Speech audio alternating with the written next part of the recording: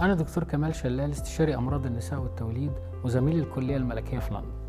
في خلال سنين شغلي الطويلة وفي كل البلاد اللي اشتغلت فيها في مصر وبره مصر، ومع كل التعب والمجهود البدني والذهني اللي بنبذله في شغلنا، كانت دايما في لحظة بتخليني أقف قدامها وأنسى كل التعب.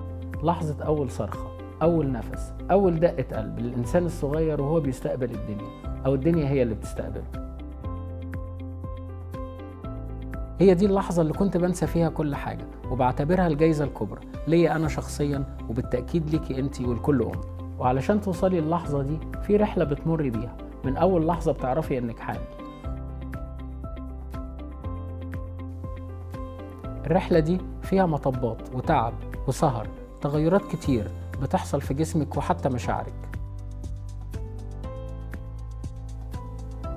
أنا هطلع معاك الرحلة دي نمشيها مع بعض خطوة بخطوة، علشان أعرفك على كتير من حكايات وأسرار المعجزة اللي بتحصل جوه جسمك.